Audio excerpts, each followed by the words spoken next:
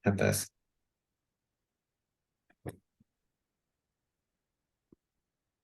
Ya, kita mulai aja langsung ya. Bismillahirrahmanirrahim. Sekali lagi, Assalamualaikum warahmatullahi wabarakatuh. Waalaikumsalam warahmatullahi wabarakatuh. Alhamdulillah, wa katsiran thayyiban mubarakan fihi kama yuhibbu rabbuna wa yardah. Wa sallallahu wa sallam wa barik ala sayyidina Muhammadin wa ala alihi wa ashabihi wa man sara ala nahjihi wa istanna bi sunnatihi ila yaumiddin. Amma ba'd. Alhamdulillah, syukur pada Allah Subhanahu wa taala atas nikmat dan karunia-Nya. Kita masih diberikan sehat, kesempatan dan hidayah sehingga masih terus beramal soleh ya, diberikan kemampuan untuk terus berkarya ya dan juga belajar. Alhamdulillah pada kesempatan kali ini telah hadir di tengah-tengah kita dalam acara kajian ringan seputar ekonomi syariah yang merupakan acara rutin ya Bapak Ustadz Nur Dr. Nur Bukhari. Beliau adalah anggota komisioner di Badan Wakaf Indonesia Pusat ya, Masya Allah. Dan beliau juga merupakan seorang uh, trainer, ya trainer untuk nazir-nazir wakaf dan juga menjadi asesor resmi dari pelatihan nazir wakaf, gitu ya, yang bisa disertifikasi oleh BNSP. Nah, insya Allah pada kesempatan yang sangat penting ini kita akan belajar mengenai bagaimana cara apa namanya pengelolaan keuangan khususnya akuntansi di bidang wakaf sesuai dengan standar itu PSAK 112 begitu. Karena ini merupakan satu aspek yang tidak boleh di apa namanya diabaikan oleh para nazir gitu ya. Karena selain fundraisingnya bagus, programnya juga bagus, keuangan juga harus bagus kan begitu ya, sehingga bisa transparan dan juga akuntabel begitu. Nah mungkin insya Allah pada hari ini kita akan bisa belajar tentang hal tersebut, bagaimana yang mengelola akuntansi pada sebuah nazir wakaf yang sesuai dengan PSAK 112 ini. Mungkin langsung saja kami persilakan kepada Pak Ustadz Dr. Bukhari untuk bisa langsung menyampaikan materinya. Silakan, Pak Ya, Ustadz. terima kasih. Ustaz Khalifah. Assalamualaikum warahmatullahi wabarakatuh. Assalamualaikum warahmatullahi wabarakatuh. Alhamdulillah, alhamdulillah rabbil alamin, alladzi faraqa baina qulubina fasbahna bi ni'mati ikhwana.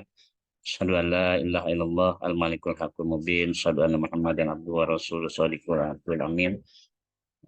Para sahabat wakaf rahimakumullah dimanapun Anda berada, dan lebih khusus Ustaz Khalifah Al-Hafiz ya. Masya Allah. Pada hari ini kita coba sharing session ya tentang bagaimana akuntansi nazir ya. Saya sudah eh, kirimkan juga materi termasuk juga bahan praktekum ya, bahan praktekum latihan bagaimana sih cara menyusunnya dengan menggunakan Excel yang sederhana gitu ya. Sehingga diharapkan teman-teman semua ini dengan latihan-latihan cara pengisiannya ini sudah bisa menyusun laporan najir. Ya. Baik, perkenalkan saya Bukhari. Kebetulan ya profesinya nih profesi ganda nih ya. Jadi satu sisi saya sebagai dosen di STSEBI untuk perbankan syariah dan saya juga kebetulan diamanahkan sebagai komisioner Badan Wakaf Indonesia sudah periode kedua ya, dua periode dan insya Allah selesai di Januari besok.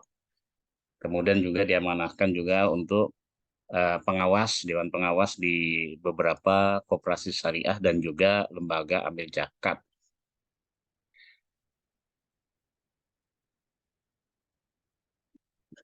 Ada satu pernyataan yang menarik dari Menteri Keuangan Sri Mulyani, ya. Dalam satu videonya dia katakan bahwa dulu ketika negara tidak punya neraca laporan keuangan, maka banyak sekali aset-aset negara yang hilang, gitu ya. Aset-aset negara yang hilang, kemudian eh, banyak juga para penyelenggara negara yang memang nggak amanah, sehingga dia bisa dengan mudah mengambil aset-aset yang memang bukan miliknya, ya. Nah, yang sekarang yang sedang rame ini kan Hotel Hotel Hilton menjadi Hotel Sultan, ya, yang sampai sekarang masih eh, di pengadilan, ya.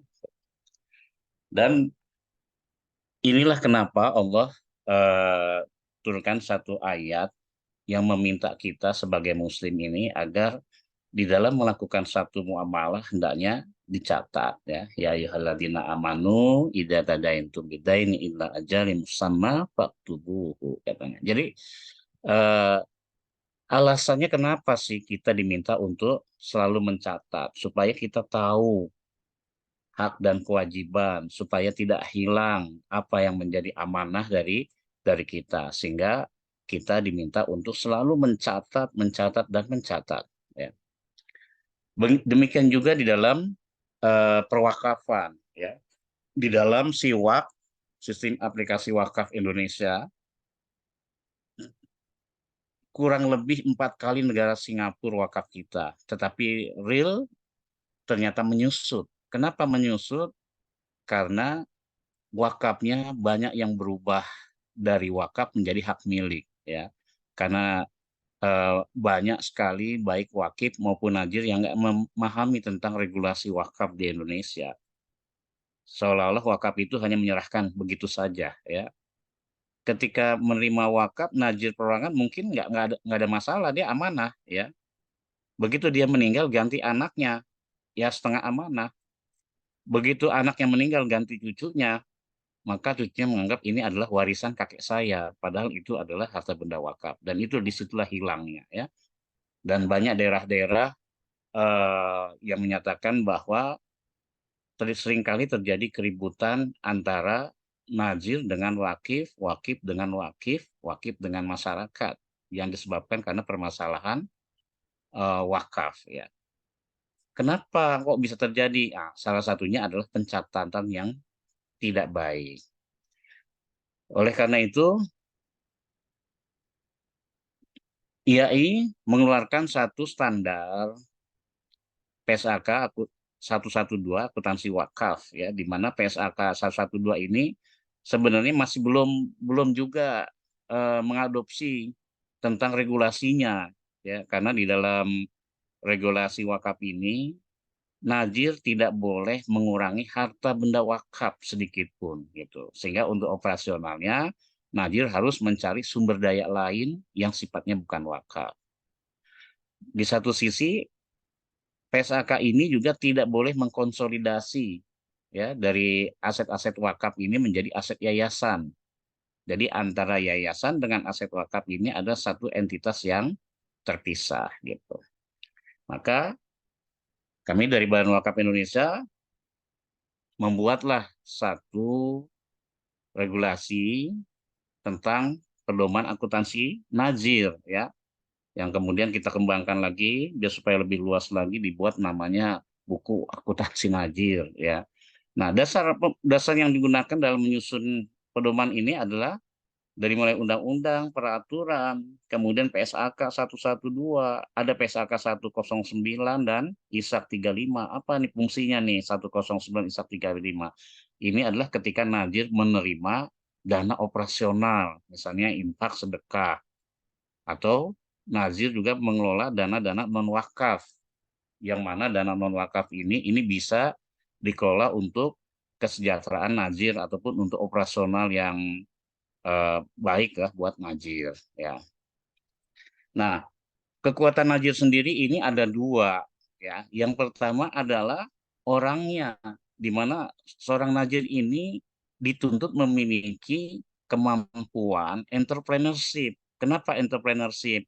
Karena hakikatnya di dalam wakaf ini ada 3 dimensi, penerimaan, kemudian pengelolaan, kemudian ada hasil, disitulah di hasilnya itu disalurkan, ya.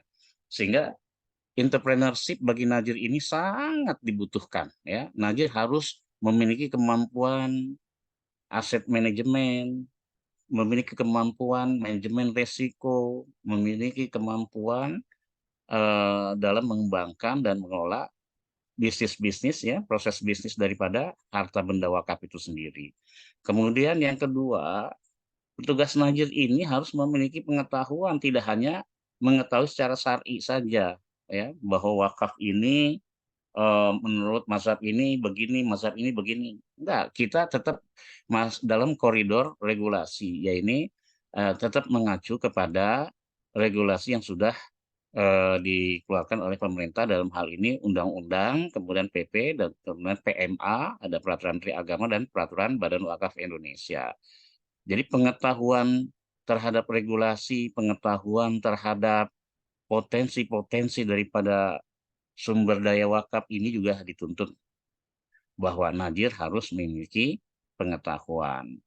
Kemudian sikap, ya, bahwa Najir harus punya sikap bahwa sebagai Najir ini adalah pekerja-pekerja Allah, di mana wakaf itu bukan milik Najir. Wakaf itu tidak dimiliki oleh siapapun. Hakikatnya wakaf itu milik Allah, ya. Kita hanya dipercaya untuk mengelola, mengembangkan aset-aset wakaf ini supaya berdaya guna. Hasil daripada pengelolaan ini, inilah yang diberikan buat kemaslahatan, ya. Nah, kemudian dalam organisasi Najir sendiri ada 3 juga komponen yang harus dimiliki. Yang pertama adalah bagaimana lembaga Najir ini harus menciptakan budaya, ya. Ada sakofah di dalam organisasi Najirnya, sehingga baik wakif maupun masyarakat ketika bersentuhan dengan Najir ini, maka nuansa Islaminya itu akan terlihat, ya, akan dirasakan. Kemudian leadership. Leadership ini adalah manajerial, harus benar-benar ditekankan kemampuan dalam kepemimpinan daripada lembaga itu sendiri, termasuk di dalamnya adalah ada suksesi, gitu, ya. Artinya karena manusia ini kan jika Allah sudah menghendaki ajalnya sampai ajalnya. Sementara wakaf ini kan dia terus sampai ini kiamat pun, wakaf ini sebenarnya masih sampai usianya, gitu. Oleh karena itu kita juga harus menyiapkan calon-calon pengganti kita, ya, ketika kita sudah sampai waktunya, kita sudah tidak memiliki kemampuan, maka yang muda-muda ini didorong untuk menjadi leadership, pemimpin-pemimpin daripada lembaga-lembaga kenajiran ini, supaya apa? Keberlanjutan daripada keberadaan wakaf ini tetap terjaga. Kemudian yang ketiga adalah kolaborasi, ya, bahwa suksesnya pengembangan harta benda wakaf ini tidak bisa hanya sendiri, maka kita harus berkolaborasi dengan berbagai pihak, ya. Bagaimana merubah dari saya menjadi kita, menjadi kami, kami menjadi kita, ya. The power of we, gitu, ya. Artinya ketika kita merubah dari musabakoh menjadi muawanah ini akan bisa dirasakan betapa dahsyatnya wakaf ini bagi masyarakat. Kemudian bagaimana sih prosesnya? Nah, ini ada proses wakaf. Yang pertama adalah wakif. Ketika mewakafkan ini ada 2 model. Ada wakaf yang sifatnya sosial, ada yang sifatnya produktif, ya. Ada wakaf sosial, ada wakaf produktif. Biasanya kalau sosial itu cuma masjid, madrasah, makam, ya. Sementara kalau produktif bermacam-macam, ya. Berbagai macam bisa kita kembangkan sesuai dengan keahlian kita, ya, di dalam mengembangkan sektor bisnis, ya. Nah, ketika wakaf itu dalam bentuk tanah, maka jangan lupa kita harus daftarkan dulu di KUA nih. Ya, dari KUA didaftarkan, kemudian didaftarkan juga ke BWI untuk memperoleh tanda daftar Nazir, Nazir wakaf tanah. Kalau di bawah 2 hektar, ya, maka dia boleh BWI provinsi. Kalau di bawah 2000 meter, dia bisa BWI kota atau kabupaten.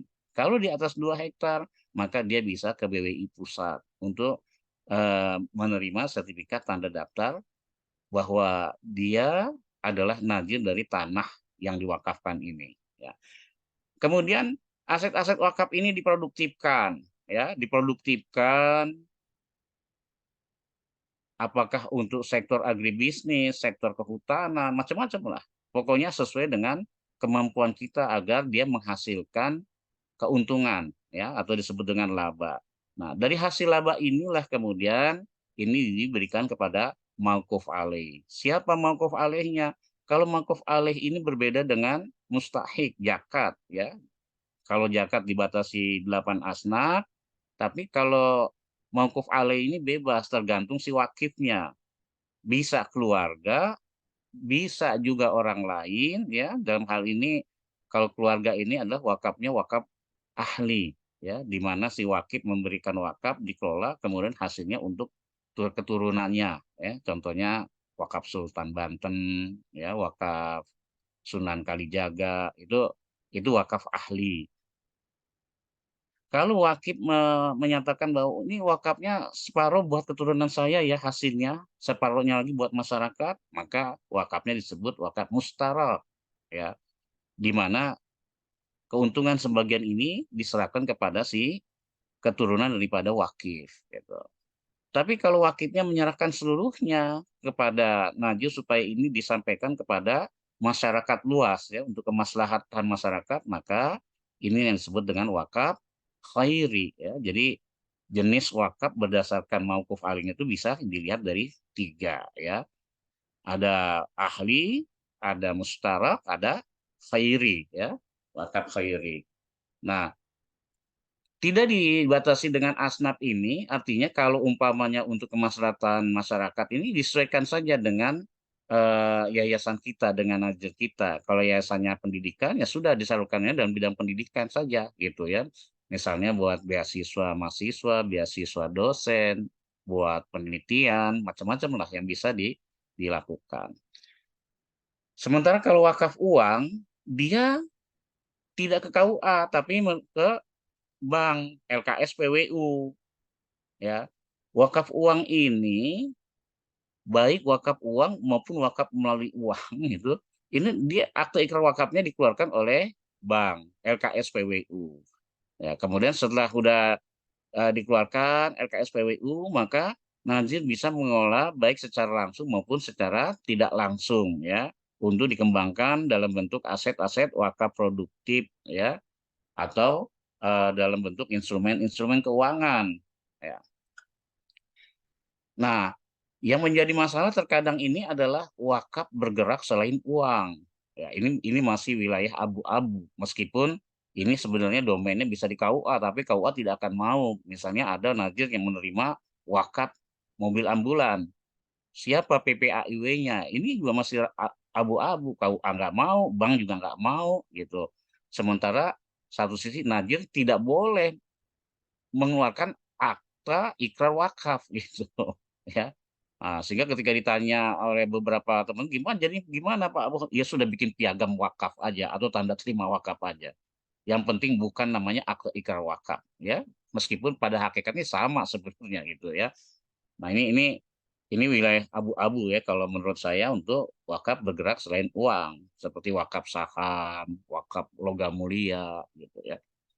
Karena baik KUA maupun LKS PWU biasanya dia menolak, nggak mau dia mengeluarkan tuh kalau bukan uang atau kalau bukan tanah. Nah, wakaf ini di dalam undang-undang terdiri dari harta bergerak maupun harta tidak bergerak.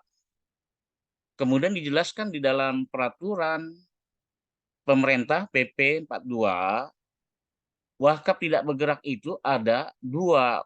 Wakaf wakaf bergerak itu ada 2. Wakaf bergerak selain uang dan wakaf bergerak uang. Kemudian di dalam prakteknya, wakaf uang ini juga ada 2 juga. Ada wakaf uang langsung, ada wakaf melalui uang. Di mana wakaf melalui uang ini ini untuk membeli sesuatu aset wakaf ya, untuk pengadaan atau untuk pembelian aset wakaf ya. Nah, kalau kita lihat dalam apa regulasi ini memang nggak dikenal gitu, wakaf melalui uang itu apa, di undang-undang nggak ada, di PP nggak ada, tapi di PBWI ada dimasukkan di situ. Karena memang di dalam prakteknya tidak sedikit nazir ini menggunakan prinsip wakaf melalui uang ya. Kemudian laporan keuangan najir apa itu? Laporan keuangan najir adalah suatu penyajian terstruktur dari posisi keuangan, di mana di dalam komponen laporan keuangan najir ini, yang pertama adalah keuangan wakaf, di mana keuangan wakaf ini tidak bisa dikonsolidasi dengan aset-aset najir lainnya. Ya. Sementara yang non wakaf ini adalah fungsinya adalah untuk sebagai dana operasional najir saja yang bersumber dari sumber daya lain yang bukan wakaf.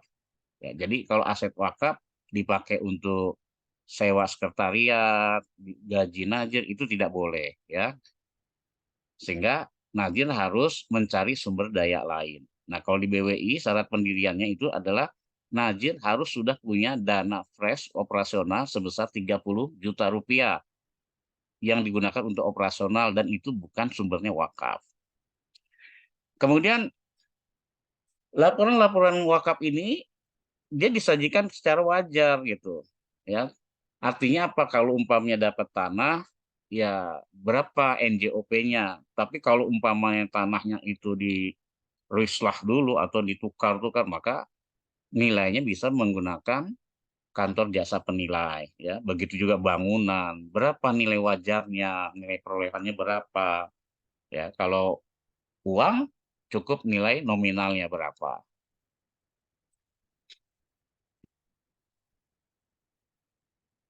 Oke. Apa sih laporan keuangan najir? Nah, laporan keuangan najir ini ada dua ya.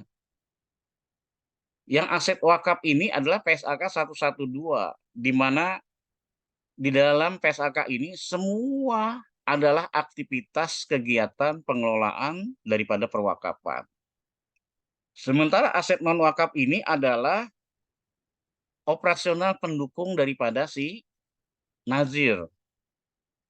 Bahwa di dalam mengembangkan perwakafan ini untuk sewa sekretariat, sewa beli inventaris, maka dia bersumber dari dana non wakaf ya, dana non wakaf. Nah, dana non wakaf ini kita bisa mengambil pendekatan PSAK 109 tentang zakat infak sedekah atau ISAK 35 ya. Silahkan mana saja boleh. Karena aset non wakaf ini, dana non wakaf ini dia bisa dikonsolidasi atau bisa diakui bahwa ini milik najir, boleh gitu.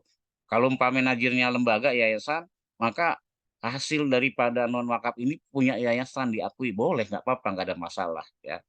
Yang bermasalah itu kalau aset wakaf ini diakui sebagai aset yayasan, maka itu yang jadi masalah. Oke ya. Ini kalau wakaf ini isi laporannya ada 5 nih. Posisi dana wakaf, rincian aset wakaf, aktivitas dana wakaf, arus kas wakaf, catatan arus laporan keuangan. Yang non wakaf juga dengan ISAK 35 ini kira-kira seperti inilah. Posisi dana non wakaf ya, penghasilan komprehensif, perubahan aset neto, arus kas wakaf, catatan atas laporan keuangan. Nah, siklus akuntansinya sangat sederhana. Yang pertama, teman-teman harus punya bukti transaksi dulu ya. Apakah sudah terjadi perpindahan kepemilikan ya, baik barangnya ya secara ekonominya itu dari pemilik pertama kepada kita selaku najir. Ada nggak buktinya ya. Kemudian setelah ada buktinya itu dicatat di dalam sebuah transaksi harian. Kapan suatu benda wakaf itu diakui sebagai penerimaan harta benda wakaf. Nah, itu dicatat dan transaksi harian. Setelah dicatat, maka kemudian di jurnal. Nah, di jurnalnya ini sederhana. Benda wakaf kita ini apa misalnya? Maka kita kelompokkan ke dalam 3 klasifikasi. Ya, sebagaimana tadi disebutkan, wakaf tidak bergerak, wakaf bergerak selain uang, wakaf bergerak uang. Jadi kalau umpamanya yang kita terima katakanlah mobil ambulan, maka kelompoknya dia adalah wakaf bergerak selain uang. Ya, debetnya mobil ambulan, penerimaan mobil ambulan, kreditnya adalah penerimaan wakaf bergerak selain uang. Kemudian setelah itu di pull di buku besar, ya, dari jurnal buku besar, kemudian masuk kepada laporan-laporan perubahan, ya, atau bisa dengan raca saldo, maka dia akan menghasilkan 4 laporan. Laporan posisi keuangan wakaf, rincian aset wakaf, laporan aktivitas, laporan arus kas, ya. Nanti kalau umpamanya teman-teman ada waktu di rumah, nanti berkenan Ustadz Khalifah itu membagikan Excel-nya nih kepada peserta supaya dia melatih di rumah gitu ya. Melatih di rumah, ada petunjuknya, ada soalnya, dia tinggal masukin aja, ya. Hmm. Nah, oh kira-kira seperti inilah di dalam pelaksanaan prakteknya, ya.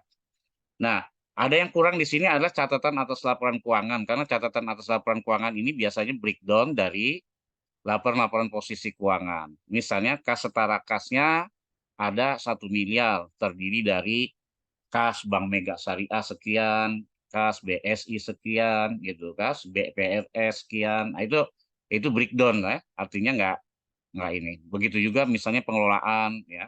Ini lebih kepada rincian, ya. Makanya disebut dengan catatan atas laporan keuangan, di mana catatan atas laporan keuangan ini dia tidak bisa dipisahkan dari laporan keuangan. Oke, sekarang kita masuk kepada akuntansi penerimaan harta benda wakaf. Jadi sebagaimana PP 42 bahwa harta benda wakaf ini kan ada 3 ya.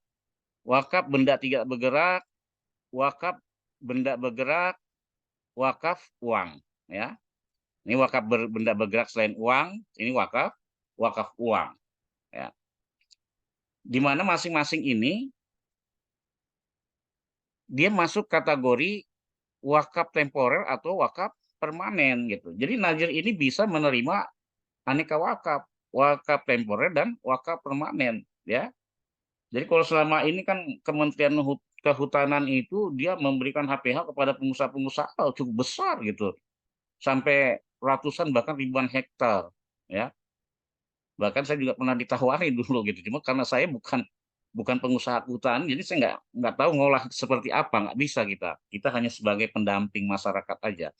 Nah, bayangkan kalau umpamanya eh, kementerian itu mau mewakafkan secara temporer gitu, hutan ini dikelola oleh para najir-najir yang memang kompeten dalam bidang kehutanan, ya, sekian ratus hektar, sekian ribu hektar, sehingga nanti mauquf alihnya nggak pusing-pusing masyarakat di lingkungan hutan, masyarakat hutan, sehingga keberdayaan ekonomi masyarakat ini akan berkelanjutan nantinya dari situ, ya.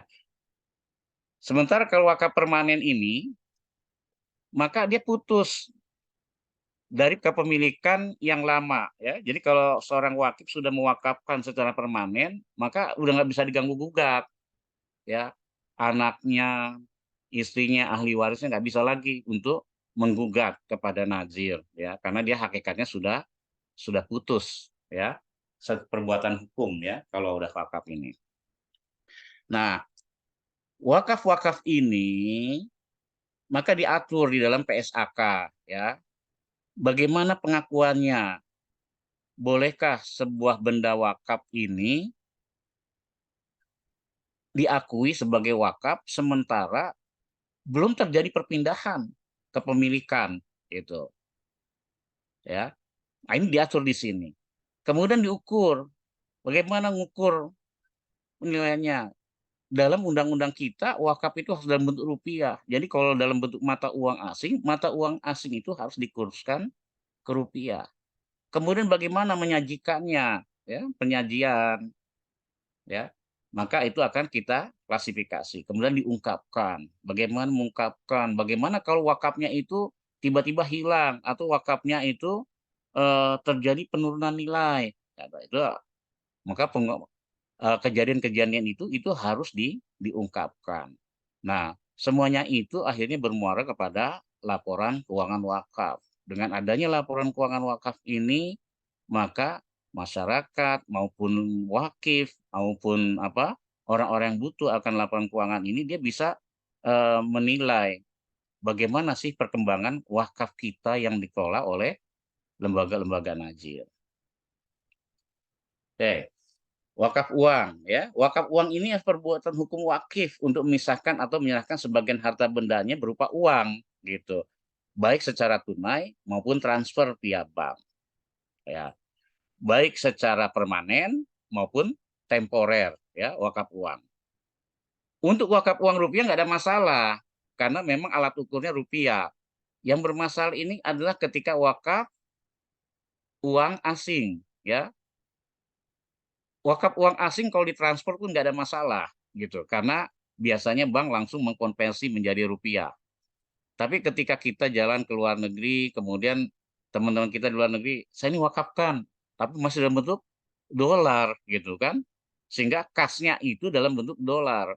Maka pengakuan wakaf uangnya ini ya kita harus bisa mengikuti kurs Bank Indonesia. Berapa kurs Bank Indonesia dulu gitu ya. Jadi kas wakaf uang asing pada wakaf gitu ya.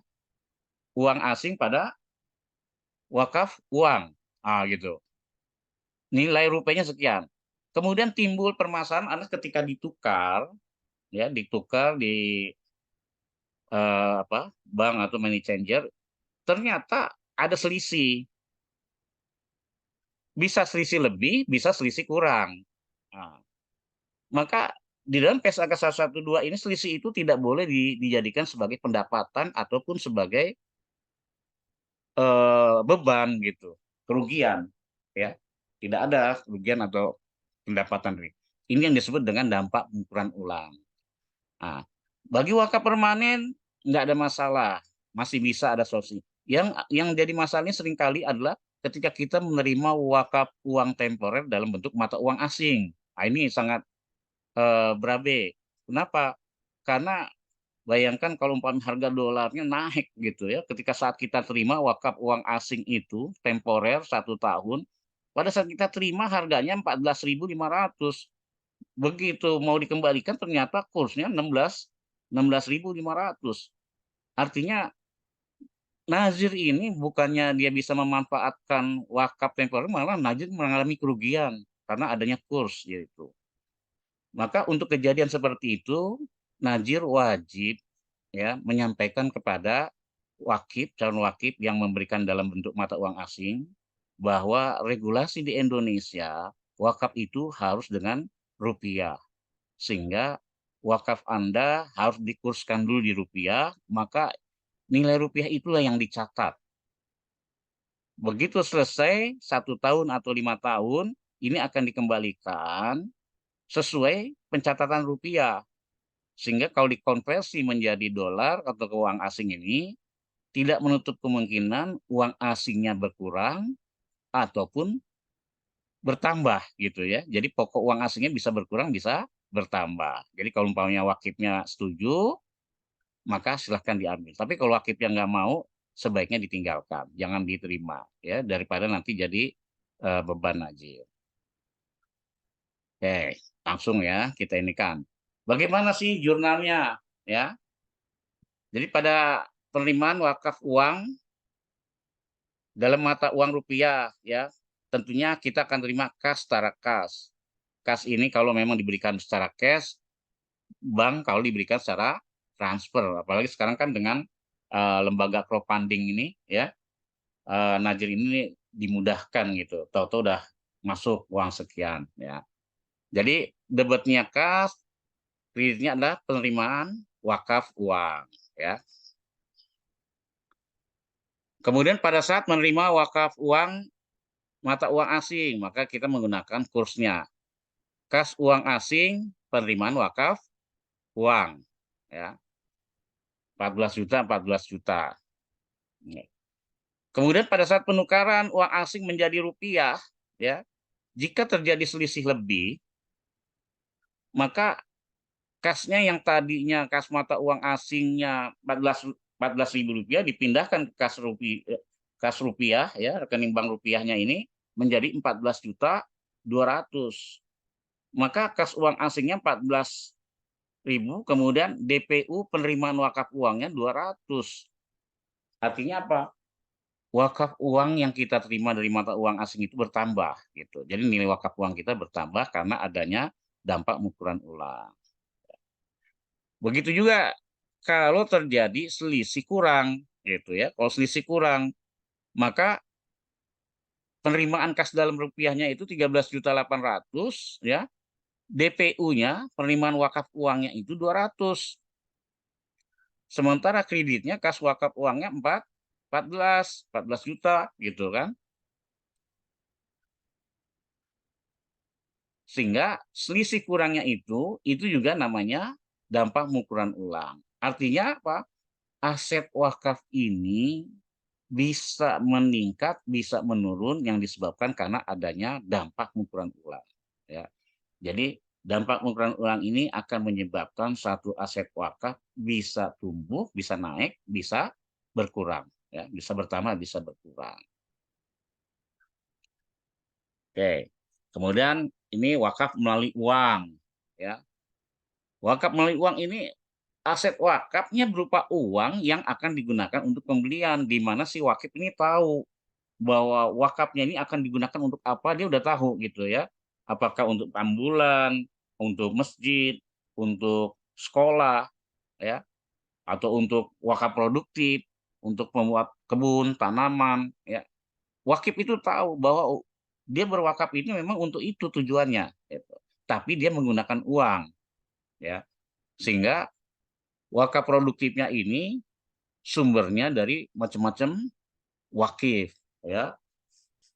Nah, di dalam pencatatannya dia dimasukkan kategori wakaf uang dulu. Kenapa? Karena dia menerimanya uang, gitu ya, wakaf uang. Nanti pada saat sudah dirubah menjadi tanaman, maka dia masih berubah menjadi wakaf tidak bergerak, ya. Nah, contoh misalnya untuk membeli ambulan, pembangunan pesantren, kemudian pembelian tanah, ya, maka dia bisa menggunakan wakaf melalui uang, dan ini yang sudah sering terjadi di masyarakat kita ya. Untuk bangun masjid ya wakaf masjid, ambulan begitu juga. Nah, ini pengakuannya, penyajiannya, pengukurannya. Nah, sekarang bagaimana jurnalnya wakaf melalui uang? Ya. Pada saat menerima ya, maka tentunya kas dan banknya bertambah 25 juta misalnya. Ada wakif mau mewakafkan wakaf melalui uang untuk pengadaan ambulan. Maka diberikan 25 juta ya. Baik secara kas maupun secara transfer sebesar 25 juta. Maka kreditnya adalah dana pengadaan ambulan. Ambulan ini masuk kategorinya wakaf apa? Maka nanti di buku besarnya itu dia dikelompokkan menjadi wakaf bergerak selain uang. Ya.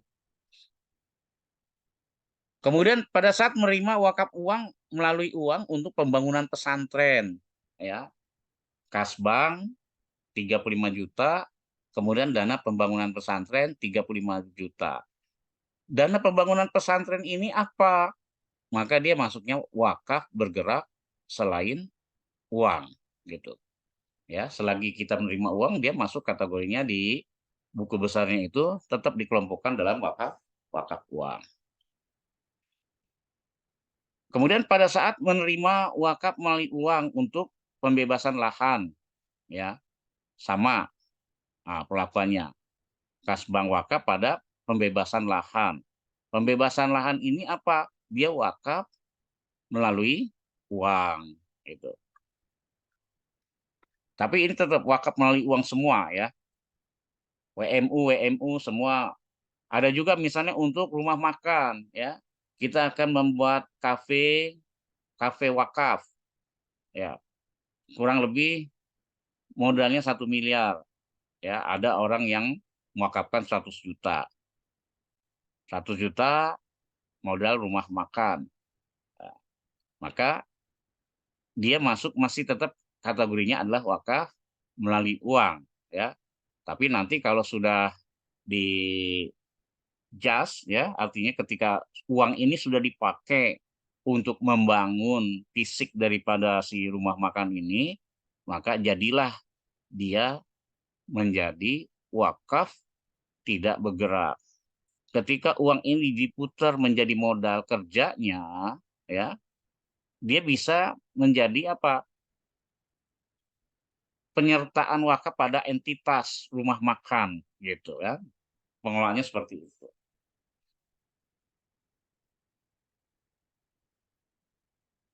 Nah, kemudian ada lagi wakaf bergerak selain uang. Aset wakaf bergerak selain uang adalah perbuatan hukum wakif untuk memisahkan atau menyerahkan sebagian harta benda berupa uang, ya. Ya.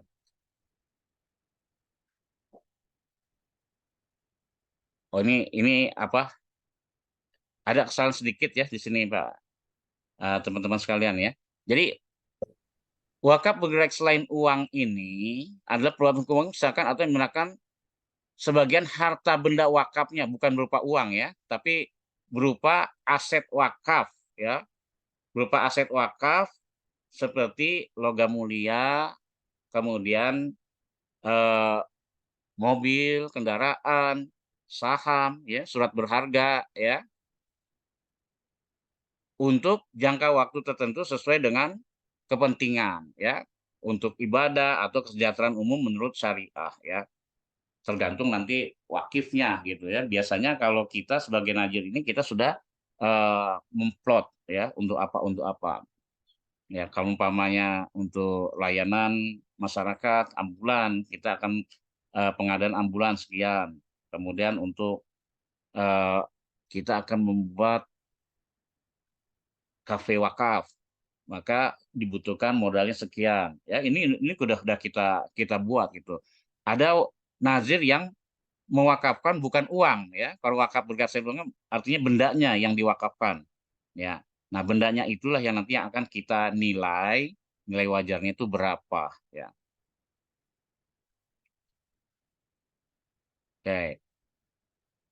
Jadi misalnya logam mulia, ini contoh wakaf bergerak selain uang itu logam mulia ya. Logam mulia ini diakui pada saat terjadi pengalihan kendali atas aset wakaf secara hukum atas manfaat ekonomi ya. Jadi ketika seorang sudah mewakafkan logam mulianya sudah kita terima, ada suratnya, ada pernyataannya, maka kita memang harus siap dengan apa? Serah terima gitu ya. Serah terima dari si wakif, ada tanda terimanya bahwa dia memberikan wakaf pada kita, ya, dicatat gitu. Maka setelah itu, maka ini bisa diakui bahwa ini adalah benda wakaf yang bisa kita catat gitu. Tapi kalau baru janji saja, maka dia tidak bisa dicatat sebagai aset aset wakaf. Kemudian eh, pengukurannya bagaimana ya? Ya, nilainya berapa nih? Kalau umpamanya pada saat kita terima harga pasarnya ini katakanlah 1 juta 1 gram. Jadi kalau 100 gram berarti 100 juta ya. Pada saat kita jual ya logam mulia ini ternyata harganya bisa naik, bisa turun. Nah, selisih daripada harga dari pokok itu dinamakan dampak pengukuran ulang, ya, yang menyebabkan aset wakaf logam mulia ini bisa bertambah atau bisa berkurang nilai wakafnya, ya. Nah, bagaimana pengelolaan? Katanya wakaf itu nggak boleh diperjualbelikan. Kalau logam mulia bagaimana? Katanya. Jadi kalau logam mulianya dia tidak bisa kita manfaatkan, nggak mungkin. Misalnya emas batangan disimpan gitu, itu kan nggak mungkin gitu ya. Mau nggak mau harus eh, kita cairkan menjadi uang gitu, supaya bisa bermanfaat. Atau ada juga nazir yang memang punya kemampuan sebagai pedagang emas gitu. Jadi wakaf emasnya itu dibuat perhiasan, perhiasannya dijual, kemudian diberikan lagi, dijual lagi, diberikan, jadi diputar sampai dia bisa menghasilkan. Ya, ini nanti bisa dibaca ya. Nah, ini contoh jurnal daripada logam mulia.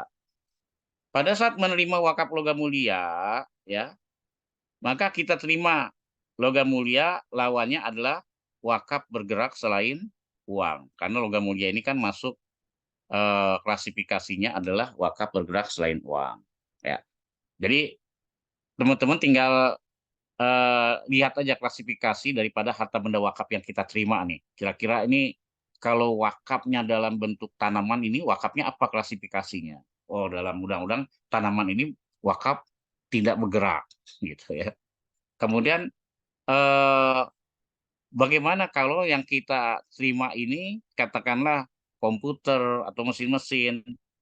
Maka kita kita pastikan komputer, mesin-mesin ini dia masuk kelompoknya adalah wakaf bergerak selain uang. Gitu. Tinggal kita appraisal aja berapa kira-kira nilai wajarnya nih komputernya. Kalau komputernya baru tinggal minta kwitansi gitu. Tapi kalau komputernya komputer lama ya kira-kira aja berapa depresiasinya dari mulai dia beli sampai ini ya. Atau nilai residunya tuh berapa. Ya itu yang kita kita pakai ya. Nah, kemudian ini pada saat terjadi kenaikan ya, kasnya bertambah ya dari 140 menjadi 165. Maka kreditnya adalah logam mulia, kemudian DPU logam mulia wakaf bergerak selain uang 25 juta rupiah. Pada saat terjadi penurunan nilai wakaf logam mulia saat dijual, ya, kasnya berkurang, ya, yang tadinya 140 di 115, maka ini DPU, ya, wakaf bergerak selain uang 25. Lawannya adalah logam mulia 140, ya, karena logam mulianya kan dijual nih. Logam mulia di kita ada 140 juta, begitu dijual cuma 115 gitu. Kemudian yang 25-nya kemana? Dia menjadi DPU, dampak pengukuran ulang. Sehingga nilai wakaf bergerak selain uangnya dia berkurang 25 juta rupiah. Kalau yang di atas wakaf bergerak selain uangnya meningkat sebesar 25 juta rupiah ya. Jadi dampak pengukuran ulang ini yang menyebabkan suatu aset wakaf bisa menjadi bertambah, bisa menjadi berkurang. Kemudian wakaf surat berharga. Nah, surat berharga ini ada dua model ya. Ada efek utang, ada efek modal. Apa sih bedanya antara efek utang dengan efek modal? Kalau efek utang ini pokoknya dia tidak terpengaruh, dia akan tetap. Contohnya misalnya sukuk ya, obligasi. Jadi kalau kita beli sukuk itu harga 1 miliar 5 tahun, maka ketika kita cairkan 5 tahun kemudian, maka kembali 1 miliarnya. Tapi kalau efek modal, kita belikan saham, apalagi kalau beli sahamnya di bursa gitu ya, yang capital gain gitu. Kita beli 1 miliar, begitu kita jual, ternyata uangnya bisa berkurang, bisa lebih gitu. Nilainya bertambah, bisa berkurang gitu ya. Nah, maka teman-teman yang memang tidak memiliki kemampuan manajer investasi, disarankan untuk tidak eh, menginvestasikan dana wakafnya pada instrumen pasar modal. Ya. Kecuali kalau memang kerjasama dengan pihak-pihak manajer investasi atau memang kita sudah punya keterampilan, ya, analisis fundamentalnya, teknikalnya kita sudah kuasai, silakan aja kalau umpamanya memang punya kemampuan di pasar modal. Gitu. Tapi kalau yang tidak punya kemampuan, sebaiknya ya jangan. Bagaimana ketika kita menerima eh, apa namanya saham, ya kan BWI ini banyak sekali menerima saham. Saya bilang dilihat dulu ya dijual aja, Pak, nggak boleh dijual. Gimana nggak bisa dijual? Saya bilang kalau umpamanya perusahaan fundamentalnya jelek, apa yang bisa kita nikmati dari wakaf itu? Ya, kebermanfaatannya tidak ada. Ya, ini kasuistik. Contoh misalnya ada satu emiten ya yang setiap tahun ini nggak pernah bagi dividen, rugi-rugi terus sehingga sahamnya itu boleh dibilang anjlok. Kemudian anjloknya itu diwakafkan sahamnya. Pertanyaannya Najir dapat apa gitu kan? Dari sisi capital gain nggak ada, ya. Malah ada juga eh, tidak ada orang yang mau membeli satu saham tersebut, ya. Artinya sahamnya itu udah benar-benar mati mati suri gitu ya, karena yang menjual banyak, yang membelinya nggak ada. Nah sekarang kalau umpamanya itu diwakafkan, apa manfaat buat Nazir gitu kan? Nah, jadi tidak ada gitu, sehingga kita arahkan supaya kalau saham yang kita terima ini adalah emiten dengan fundamental yang baik, nggak apa-apa kita tahan, nggak perlu dijual, biarkan aja. Harga mau naik mau turun nggak ada masalah, karena setiap tahun kita mendapatkan manfaat ya dari dividennya. Tapi kalau umpamanya emiten ini nggak bagus, ya buat apa malah ngotor-ngotorin catatan kita? Kita pun dapat wakaf saham begini, tapi nggak ada manfaatnya. Mau Kof Ali nggak merasakan gitu ya, malah kita terganggu dengan catatan-catatannya. Nah, jadi surat berharga itu ya ada dua model tadi ya. Nah, bagaimana kalau umpamanya efek modal yang sifatnya perusahaan tertutup? Nah, ini kan ada nih, misal kita mendirikan eh, perusahaan ya kayak BWI itu dia kerjasama dengan PT RSTS ya rumah sakit Serang ya rumah sakit terpadu Serang, sehingga yang mengelola itu bukan bukan BWI tapi pihak rumah sakit, karena Nazir itu sebenarnya bukan badan usaha. Jadi Nazir itu jangan mengelola seperti layaknya badan usaha ya, meskipun satu fungsi Nazir itu adalah sebagai pengelola, tapi bukan berarti Nazir kemudian mengelola besar-besaran aset wakaf ini tanpa dilindungi badan hukum ya, karena bisa jadi itu nanti kena semprit dari Satgas Waspada OJK itu yang seringkali kejadian gitu ya, uangnya diberikan pembiayaan kepada UKM ya. Padahal Najir itu bukan lembaga keuangan syariah, tapi dia adalah eh, entitas nirlaba non laba gitu ya. Nah, jadi bagaimana cara supaya kita bisa membantu? Ya kita kerjasama kolaborasi dengan koperasi, kolaborasi dengan bank syariah ya. Yang penting kan intinya keinginan kita bisa tercapai. Nah, ini jurnal wakaf surat berharga ya. Contoh misalnya ketika kita menerima wakaf surat berharga, maka kita catat surat berharga pada penerimaan wakaf bergerak selain uang. Karena yang kita terima ini bukan bentuk uang, tapi surat berharganya yang kita terima. Kemudian pada saat terjadi kenaikan nilai wakaf surat berharga ya, pada saat dijual gitu. Kas bank menerima 175, surat berharganya 150. Maka dampak pengukuran ulang surat berharga ya sebagai penerimaan wakaf bergerak selain uangnya bertambah 25 juta rupiah ya, sehingga totalnya 175 juta sama. Begitu sebaliknya ketika terjadi penurunan saat dijual ya. Surat berharga yang tadinya 150 juta begitu dijual cuma 125 juta. Kas banknya menerima 125 juta. Maka yang 25 juta ini adalah dampak pengukuran ulang daripada penerimaan wakaf bergerak selain uang. Sehingga terjadi kenaikan dan penurunan satu aset wakaf dalam bentuk surat berharga itu. Kendaraan, ya sama ya, kendaraan juga begitu juga. Ini jurnal aset wakaf kendaraan. Pada penerimaan wakaf kendaraan, ya ini aset kendaraan nih. Kemudian wakaf bergerak selain uang, ya kan biasanya Najir ada yang menerima dari kantor Suzuki itu untuk mobil ambulan, ya maka dicatat sebagai wakaf, ya aset kendaraan pada wakaf bergerak selain uang. Kemudian pada saat penurunan nilai wakaf kendaraan pada saat dijual, ya.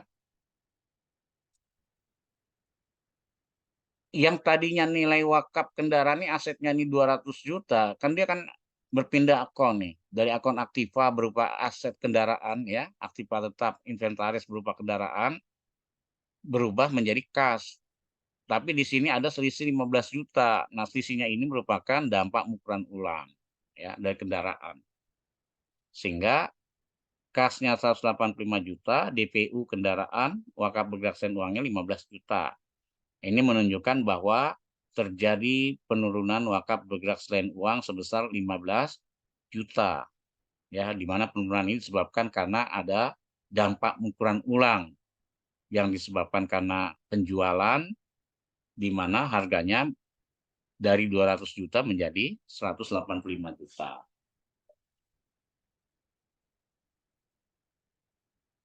Oke. Kemudian bagaimana akuntansi penerimaan wakaf tidak bergerak ya?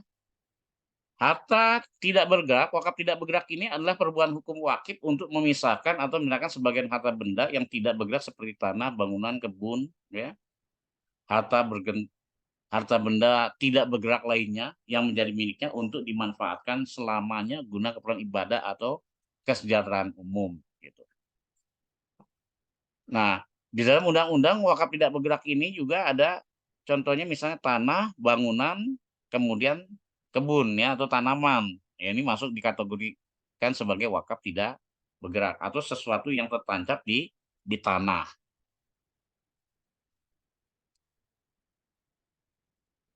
Nah, Najir mengakui penerimaan wakaf hak milik atas tanah saat terjadi pengalihan hak atas aset wakaf secara hukum dan pengalihan hak atas manfaat ekonomi dari aset wakaf yang dibuktikan dengan adanya akta ikrar wakaf. Ya. Permasalahan yang terjadi di lapangan, ada Nazir ketika menerima aset wakaf, dia berhenti sampai timbul akta ikrar wakaf saja, sementara sertifikat wakaf, sertifikat hak miliknya tidak dirubah menjadi sertifikat wakaf. Ya, alasannya apa? Kan karena kita butuh uang, kita harus dijaminkan, Pak. Padahal yang namanya wakaf tidak boleh dijaminkan. Gitu. Jelas bank akan menolak kalau sertifikatnya ada tulisan ini adalah sertifikat wakaf. Gitu. Pasti di bank itu akan menolak. Hanya saja kadang-kadang Najir ini cari gampangnya saja supaya dia dapat uang, akhirnya dijaminkan ya aset aset wakafnya. Kok bisa dijaminkan? Karena memang sertifikatnya belum dibalik nama menjadi aset wakaf ya sertifikat wakaf ya. Sehingga ketika terjadi permasalahan Najir nggak bisa membalikkan pembiayaan di bank, kemudian bank mengeksekusi gitu ya.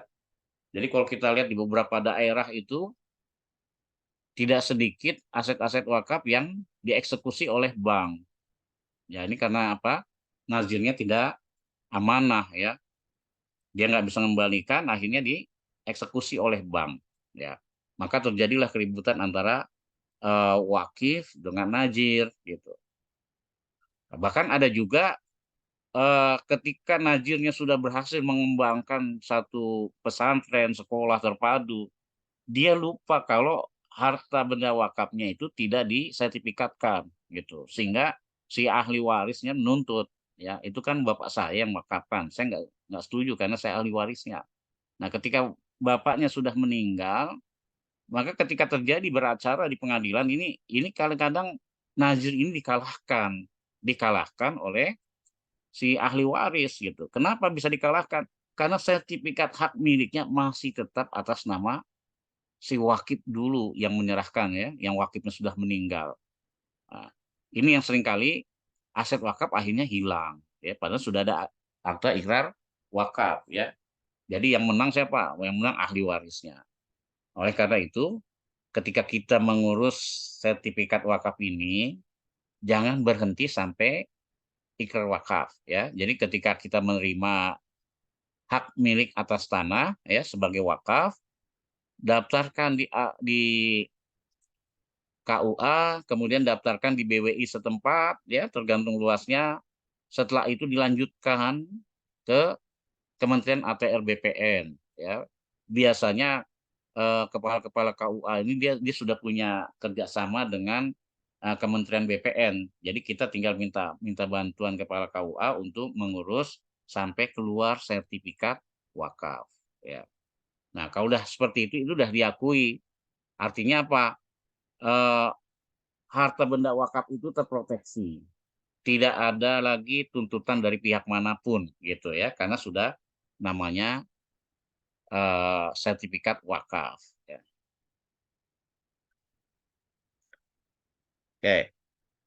Kemudian pengukurannya bagaimana? Kita bisa diukur dengan NJOP, nilai jual objek pajak. Tapi biasanya kalau nilainya di atas 500 juta, maka biasanya kita menggunakan KJP, kantor jasa penilai.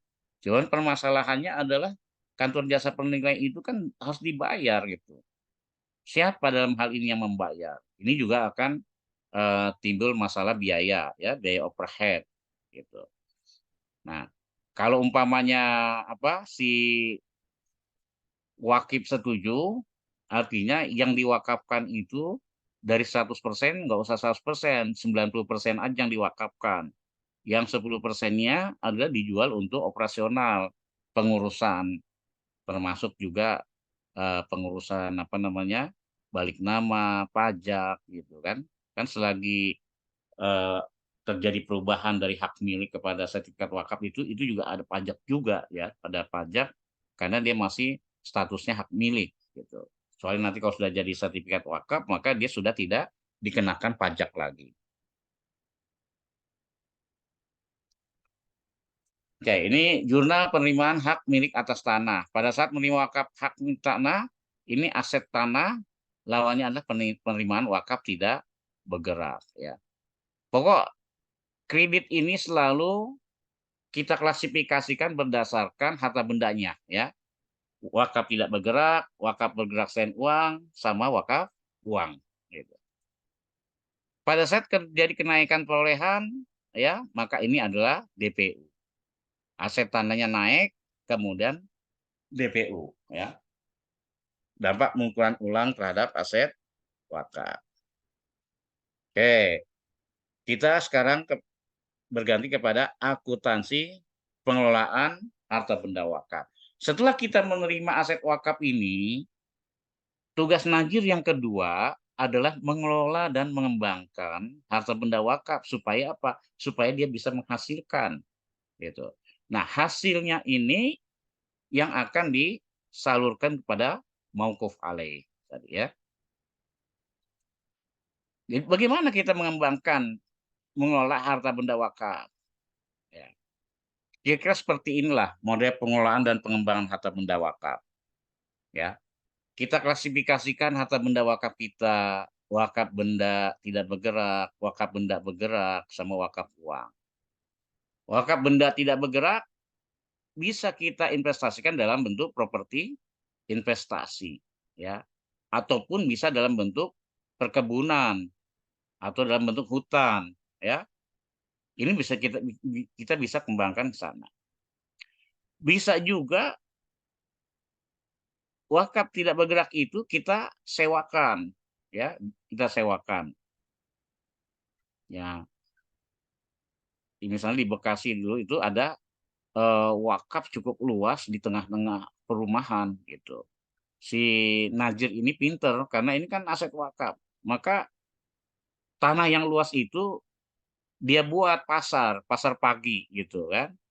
Ya dibikinlah sedikit-sedikit semacam kayak model kios-kios gitu. Akhirnya banyak orang berminat di situ sehingga setiap hari penghasilan Najir dari kepemilikan pasar ini juga lumayan, cukup besar ya. Kalau di Semarang itu ada Masjid Agung Semarang, dia juga punya pasar, dia punya pom bensin, ya. Itu tanahnya cukup bagus, lokasinya. Itu jadi eh, pasar, ya, pertokoan, yang semuanya itu disewakan. Sehingga dari hasil sewanya dia bisa operasional untuk kegiatan aktivitas masjidnya. Jadi wakaf benda tidak bergerak ini bisa menjadi properti investasi, bisa juga kita gunakan sebagai persewaan ya, buat cuci mobil, buat macam-macam lah disewakan. Kemudian wakaf benda bergerak ya, dia pasti jasa persewaan, ya. Jadi disewakan, mobil sewa, ya, ambulan bisa disewakan, perhiasan juga bisa disewakan. Kemudian wakaf uang ini dikelola dalam bentuk surat berharga ataupun dalam bentuk properti investasi, ya, dalam bentuk instrumen keuangan ini. Contohnya misal tadi surat berharga dalam bentuk utang ataupun surat berharga dalam bentuk modal, ya, efek utang atau efek modal, ya, kita bisa investasikan di sini, ya, atau kita investasikan deposito boleh juga, ya. Deposito hanya kadang-kadang kalau deposito itu tidak menarik, kalau di bank umum depositonya lebih kecil daripada di sukuk, ya, dengan sukuk. Jadi kalau umpamanya di IPB itu dengan kita dengan BWI itu bisa diukur hasilnya jauh lebih besar kalau umpamanya beli sukuknya di BWI dibandingkan beli sukuknya di bank, gitu. Kenapa? Karena kalau di bank itu ada potongan pajak sebesar 20%. Sementara kalau di BWI dia tidak ada potongan pajak, ya, nggak ada pajak, pure 20%. Hanya saja kena hak najir sebesar 10%. Artinya apa? Surplus 10% kalau dibandingkan antara di bank dengan di BWI dalam pembelian sukuk, ya, cash wakaf link sukuk. Ini makanya eh, pertumbuhan LKBWI ini cukup cepat, ya, tidak kurang dari 1 triliun lebih. Kita sudah ngelola aset wakaf temporer yang bersumber dari endowment fund beberapa perguruan tinggi di Indonesia, gitu. Mereka lebih lebih suka ke BWI. Kenapa? Karena memang dari segi tingkat returnnya jauh lebih besar, gitu, ya. Meskipun eh,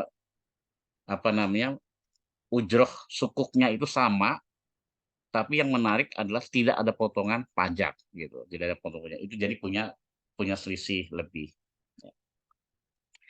Nah, ketika kita berinvestasi dalam bentuk properti, investasi dalam bentuk persewaan, ya, tentunya kan ini ada biaya biaya pemeliharaan, biaya operasional, ya, ada eh, penyusutan gitu. Maka diaturlah semuanya itu di dalam PSAK 112 pengakuannya. Bagaimana wakaf uang ketika dijadikan sebagai properti investasi, gitu kan? Kan menurun tuh. Kalau properti investasi itu kan menurun, ya. Kenapa? Karena dia bangunan, gitu. Kalau tanahnya sih enggak, tapi bangunannya. Ketika wakaf uang dijadikan properti investasi, maka bangunannya itu dia harus ada depresiasi, harus ada penyusutan. Makanya properti investasinya ini harus benar-benar menghasilkan, ya. Contoh punya tanah wakaf di sekitar IPB, kita bisa jadikan kos-kosan atau guest house buat mahasiswa-mahasiswa di IPB, sehingga ini akan menghasilkan. Nah, dari hasil itu jangan lupa di situ ada operasional, penjaga kos-kosan, gitu kan. Kemudian penyusutan daripada kos-kosan itu juga harus disisihkan supaya apa? Properti investasi dan kos-kosan itu dia bisa sustainable, ya, artinya berkelanjutan terus, gitu, bisa bertahan, ya. Pengakuan, pengumpulan, penyajian, ungkapan, dan ini tercermin di dalam laporan keuangan wakaf, ya. Oke, sekarang pengelolaan wakaf uang, ya. Pengelolaan wakaf uang ini ada secara langsung oleh Najir, ada tidak langsung, ya, biasanya melalui manajer investasi. Ada Najir yang bekerja sama dengan Mandiri Sekuritas, ya, dengan KNKS dan Kenex, gitu. Ya, silakan silakan aja, nggak ada masalah, ya. Artinya kalau memang eh, nilai investasi itu bisa berkembang bagus, kenapa tidak? Kerjasama dengan siapapun boleh, nggak ada masalah, ya. Nah, secara langsung ini kalau dalam instrumen keuangan nggak ada masalah juga, gitu. Jadi kalau orang beli surat berharga deposito nggak mesti harus badan hukum. Yang repot itu kalau umpamanya kalau kita investasi properti investasi, kita mendirikan hotel, Nah, hotel ini siapa yang ngelola? Nggak mungkin Najir yang mengelola, tapi yang mengelola harus badan hukum dalam bentuk perseroan terbatas PT. Najir boleh membeli saham PT itu, atau mayoritasnya saham PT itu adalah milik Najir. Boleh itu dikelola secara itu. Kemudian model kerjasama ya. Jadi proyek wakaf ini nggak mesti harus dananya wakaf semua gitu. Kita bisa kerjasama dengan investor lain. Kita ambil contoh misalnya Grand Jam Jam Tower. Ya. Grand Jam Jam Tower itu tanahnya wakaf oleh kerajaan sebagai nazirnya. Kemudian dibangun oleh Bin Laden. Ya, dia sebagai investor. Bin Laden itu menggait dari perusahaan properti di sana juga. Kemudian untuk membangun itu Bin Laden juga mengeluarkan juga namanya Sukuk Al-Intifa gitu. Jadi bisa aja wakaf-wakaf ini dibangun oleh dana-dana yang sifatnya komersil gitu. Ya, bisa kerjasama. Nanti bagi hasil nggak apa-apa bagi hasil. Toh wakafnya ini nggak hilang ya. Artinya wakaf tanah itu nggak hilang.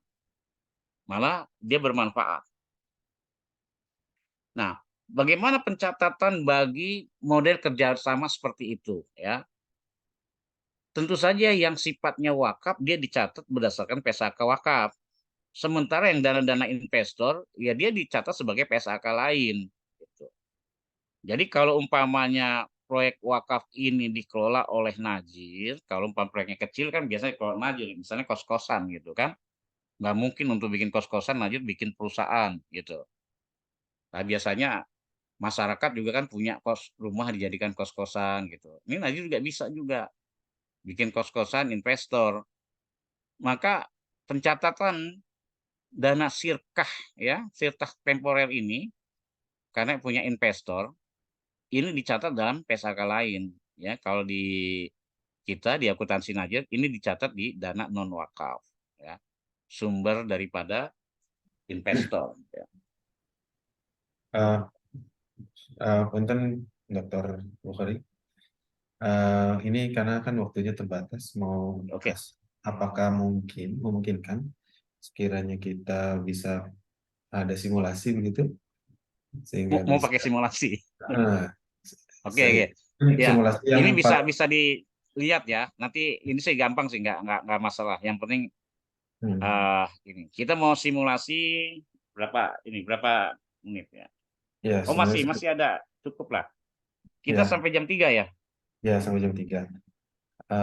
Mungkin yang paling sering kan kasusnya kalau misalnya di yayasan itu adalah wakaf melalui uang ya.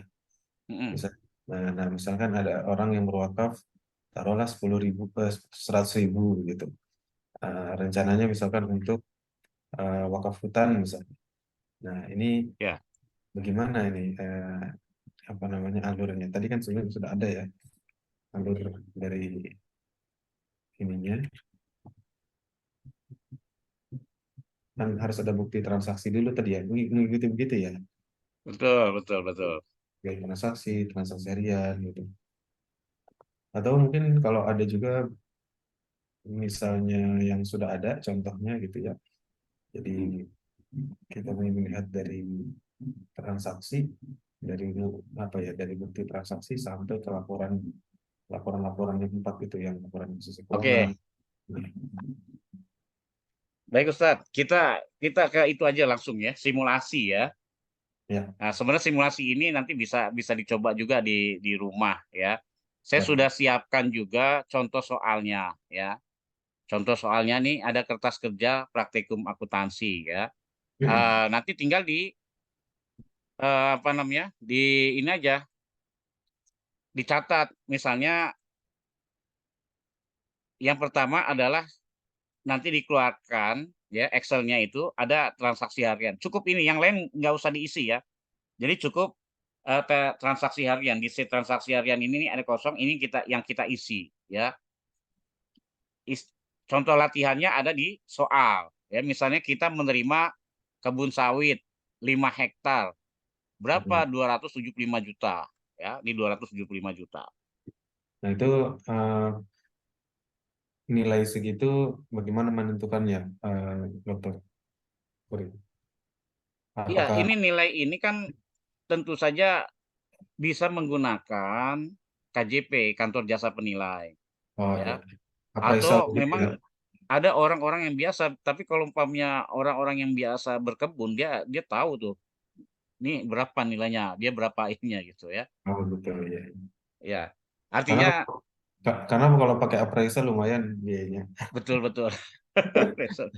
Ya nggak usah pakai appraisal. Kan kita kalau beli beli eh, bibit berapa harganya. Itu kan kita tahu ini.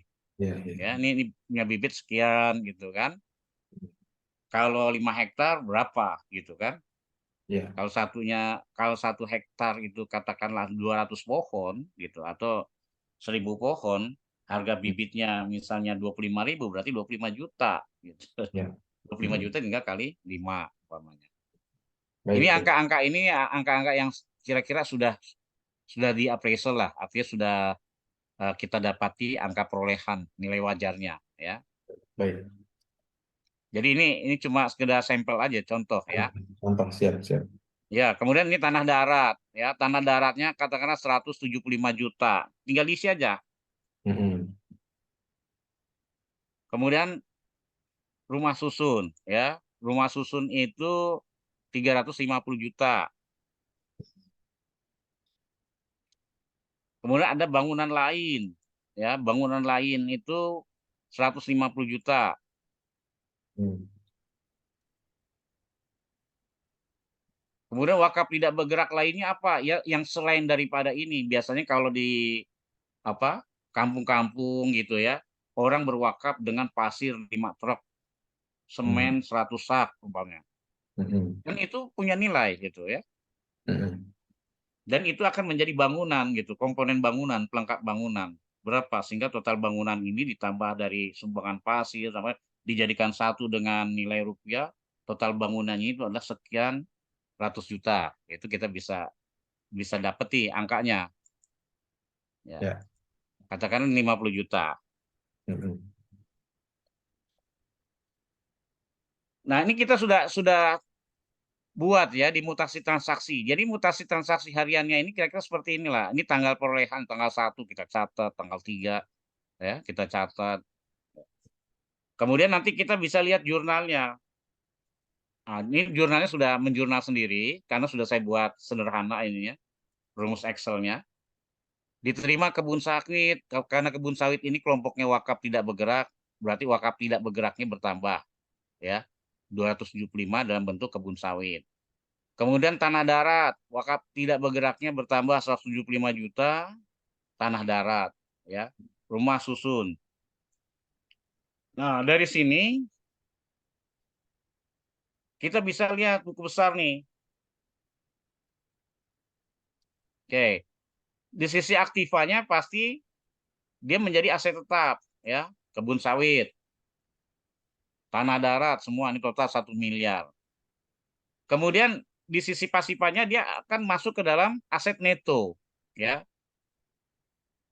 wakaf tidak bergerak, kebun sawit, tanah darat, rumah susun, bangunan lainnya. Nah, nanti kalau umpamanya teman-teman dari IPB yang ahli dalam bikin software, ini tinggal dirubah aja menjadi ke software gitu, jadi supaya lebih bagus gitu kan. Di UGM itu dia bentuk namanya Samawi gitu. Nah, itu yang pengen saya tanya juga, Pak Ustadz.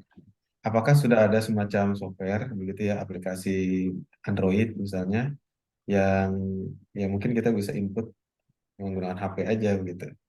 Apa sudah ada atau belum ya? Kalau untuk Android itu kayaknya belum belum ada itu ya. Tapi Hmm. kalau ini masih software ini aja pakai eh dia berbasis web gitu. Oh, browser udah ada kalau kalau berbasis web. Iya, tapi memang eh, rata-rata software-software yang dibikin itu ini hanya orang-orang yang punya background akuntansi saja yang dia bisa mengoperasikan gitu. Hmm. Karena dia harus tahu jurnalnya seperti ini. Sementara ini kalau yang saya buat sampel ini sangat mudah. Yang penting orang itu tahu wakaf ini masuk klasifikasinya apa nih. wakaf tidak bergerak, wakaf bergerak selain uang, dan wakaf uang. Kemudian nilainya, jadi sudah tahu nilainya, jadi tinggal masukin aja. Nah, tinggal masukin sehingga secara integrated dia sudah akan jadi laporan keuangan. Gitu. Baik. Baik. Nah, ini kan misalnya ini sudah nih contoh satu. Buku besar bisa dilihat dari perubahan di sini. Nah, ini kita sudah masuk ya. Kira-kira seperti ini. Kemudian laporan wakafnya karena tadi 4 ya. Posisi keuangannya ini sudah masuk. Ya. Di dalam laporan posisi keuangan wakaf ini masuk 1 juta dalam bentuk aset tetap. Ya. Nanti aset tetapnya apa bisa dilihat di sini. Aset tetap tuh. Kebun sawit atau darat gitu kan. Jadi posisi keuangannya udah tahu. Kemudian di sisinya ini aset neto. Ya. Aset netonya sekian. Jadi ini kan seimbang nih. Ya. Jadi aset itu liabilitas ditambah aset neto. Kemudian rincian asetnya ini juga sama ya. Perubahan. Aktivitasnya, nah, kita bisa udah masuk nih. Ya, artinya dengan apa penggunaan Excel yang sederhana ini sebenarnya teman-teman tanpa harus memiliki background akuntansi dia bisa menyajikan laporan keuangan wakaf gitu. Ya. Arus kasnya nggak ada. Kenapa nggak ada? Karena kita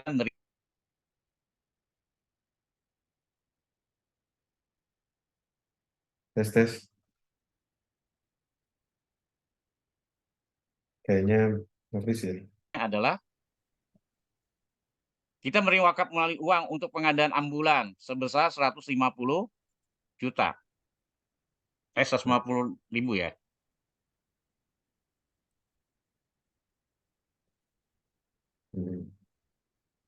Ya, 150.000. Kemudian pembangunan pesantren 5 juta.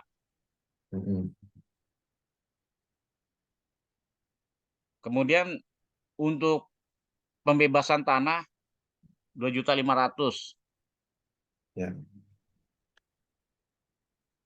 Nah, ini kita menerima tanggal 6, tanggal 7, tanggal 8 total wakaf melalui uang yang kita himpun ini 7.650.000. Ya. Ya, yang kita terima. Maka jurnalnya kita bisa lihat di sini jurnalnya adalah diterima melalui kas atau melalui bank sebesar 150.000 untuk pengadaan ambulan. Bank wakaf pengadaan pembangunan pesantren. Kemudian pembebasan lahan, ya. Nah, buku besarnya kita bisa lihat di sini. Bank, ya. Kita nerima uang kas bank. Kita bisa lihat juga di samping ini, ya. Wakaf melalui uang pengadaan ambulan, pembangunan pesantren, pembebasan lahan, totalnya 7.650.000. Yang kemudian kalau kita pindahkan kira-kira sebesar ini, ya. Karena dia wakaf, maka dia muaranya ke aset neto. Ini aset neto. Nah, ini ya. Wakaf bergerak uang terdiri dari wakaf uang, wakaf melalui uang. Wakaf melalui uang ini untuk pengadaan ambulan, untuk pembangunan pesantren, untuk pembebasan lahan. Totalnya 7.650.000. Ya. Kita bisa lihat lagi di laporan perubahan sini. Dia sudah masuk. Bank wakaf 7.650.000. Sehingga kas setara kasnya ini 7.650.000. Ya. Ini bertambah aset wakafnya. Di aset neto juga begitu bertambah. Ya. Wakaf bergerak uang, wakaf melalui uang. Nah, kita sudah bisa hasil ini kan sama nih atas bawah. Kemudian laporan keuangannya bagaimana? Ini laporan keuangannya sudah muncul. Kas setara kas, kemudian aset netonya bertambah. Ya. Rincian aset wakafnya juga, nah ini bertambah. Ya. Aktivitasnya juga bertambah. Wakaf melalui uang. arus kasnya juga bertambah. Penerimaan wakaf melalui uang, sehingga total kenaikan kasnya 7.650.000, kas dan setara kasnya 7.650.000 ya kas.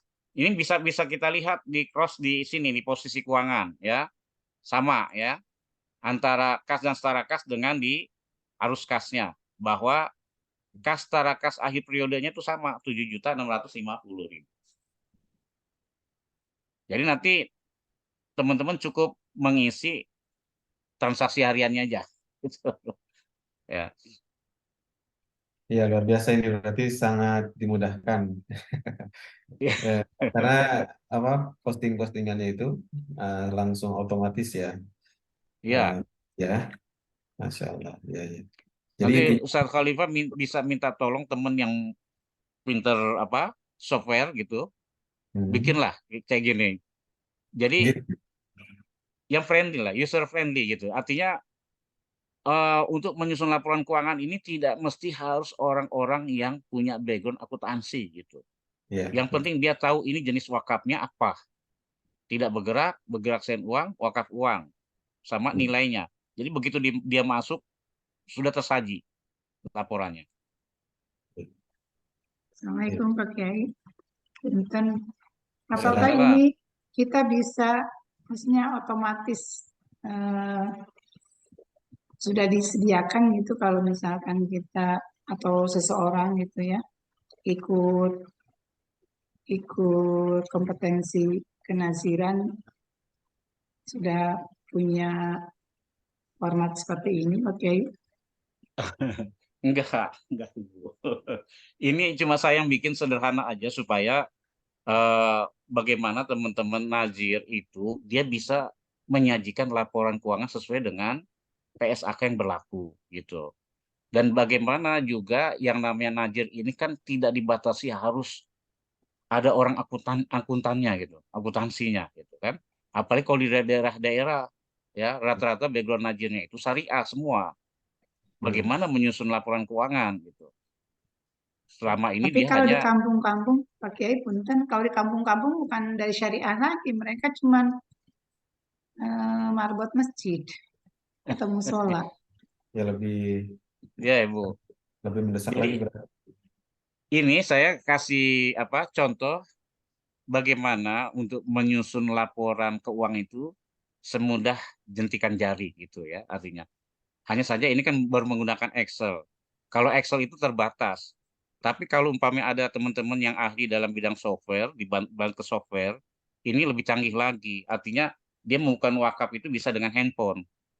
Sehingga dia nggak mesti harus ada di kantor, di mana dia bisa langsung membukukan gitu ya. Artinya lebih lebih mudah lah transaksinya bagaimana dia sudah bisa kayak seperti m-banking lah gitu. Nah, ini hanya sederhana aja. Ya, saya buat ini contoh misalnya penerimaan wakaf tidak bergerak, wakaf bergerak selain uang, wakaf melalui uang gitu ya. Ini kita kita buat gitu. Nah, ini contoh juga ini wakaf yang apa? Wakaf bergerak selain uang ya. Misal kita menerima saham. Nah, hanya saham ini kan kalau umpamanya kita lihat mengandalkan capital gain-nya ini kan juga tergantung emitennya bagus apa enggak gitu. Ya, artinya kita sebagai najis jangan sampai kaku-kaku amat gitu. Ini kan saham nggak boleh jual, Pak. Sekarang kalau umpamanya sahamnya nggak boleh jual, sementara emitennya nggak menghasilkan, dividen nggak ada, rugi terus gitu. Bahkan sahamnya juga dijual juga agak sulit gitu, ya. Kan ini kan jadi apa namanya istilahnya ngotor-ngotorin catatan najir aja, nggak bermanfaat. Nah, padahal yang namanya wakaf itu harus bermanfaat.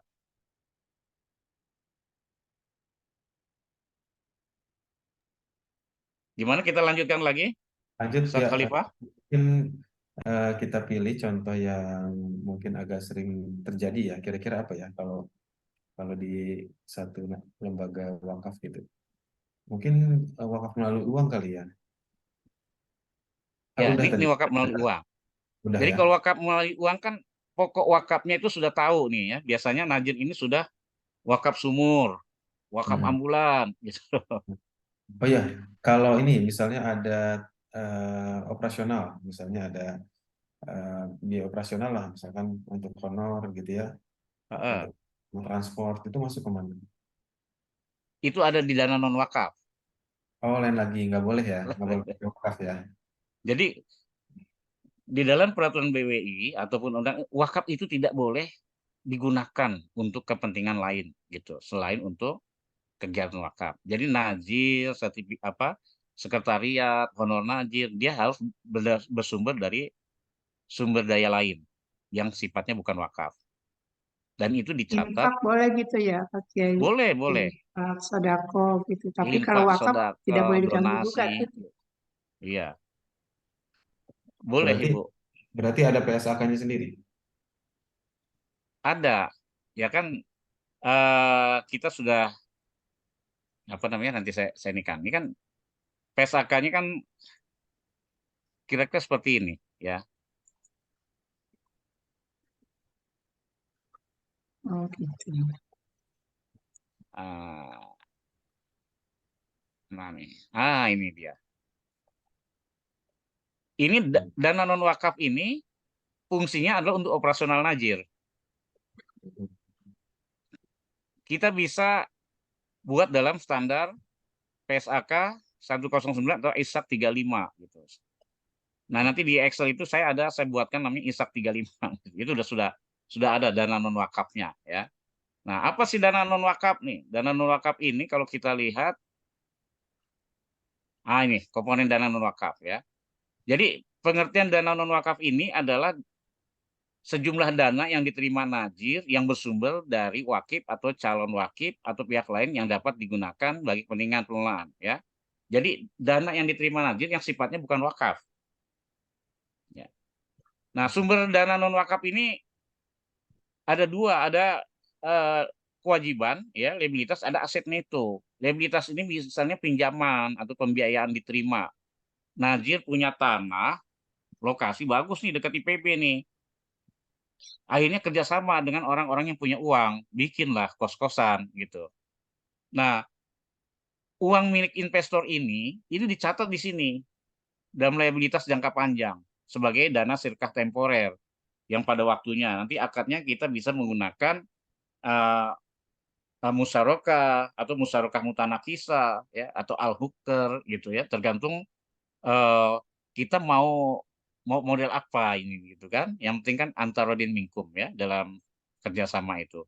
Nah, sementara aset neto ini terdiri dari penghasilan komprehensif. Penghasilan komprehensif itu ada penerimaan tanpa pembatasan, ada penerimaan dengan pembatasan.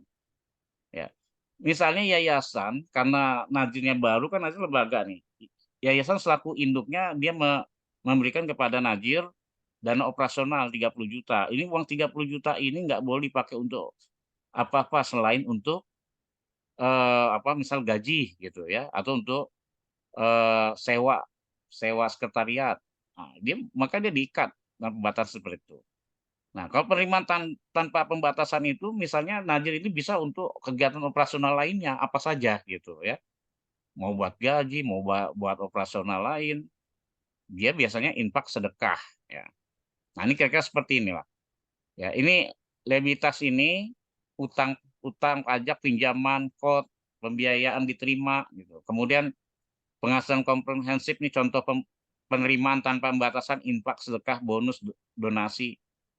Kalau najir-najir besar, ini biasanya di dalam lembaga crowdfundingnya dia membuat disclaimer ya bahwa dari dana yang Anda setorkan ini yang kami catat sebagai wakaf 90%. 10% adalah akan kami gunakan sebagai operasional. Jadi wakafnya itu 90%. Misalnya dia mau nyumbang 100.000, maka yang 90.000 itu dicatat sebagai wakaf, 10 ribunya dicatat sebagai non wakaf untuk operasional gitu. Nah, bayangkan kalau umpamanya nilainya sampai miliaran, kalau nggak dicatat ini kan jadi objek ya, objek. Karena KAP itu kantor akuntan publik itu pertama yang ditanya itu pajaknya mana, honor najirnya di mana gitu kan. Sementara akuntansi wakaf tidak boleh mengkonsolidasikan, dia hanya mencatat tentang perwakapan saja gitu. Tidak ada honor najir di situ. Maka dicatat di dana non wakaf. Nah, ini kira-kira seperti itu ya. Nah, ini komponen laporannya. Posisi sama juga ada 5 ya. Ini bentuk penyaluran ya. Ya. Kalau seperti ini misalnya wakaf masjid gitu ya, Mm-mm, kan orang kan menyalurkannya dalam bentuk uang gitu ya. Eh, Sedangkan kan tukang tukang bangunan juga harus dibayar itu. betul. Nah, gaji tukang misalnya itu masuk wakaf atau non wakaf? Dia masuk wakaf karena dia include dengan pembangunan ya, Oh. pembangunan masjidnya. Mhm. Jadi kalau umpamanya si tukang ini katakanlah dia kan digaji itu sebulan, tapi sementara dia tiap hari dia butuh makan harian. Maka si apa pekerja ini bangunan ini dia kasbon gitu ya. Kasbon bagaimana bisa kasbon? Bisa diberikan kasbon jadi pinjaman Qardul Hasan gitu. Nanti kalau udah pasar dia gajian dia dibayar.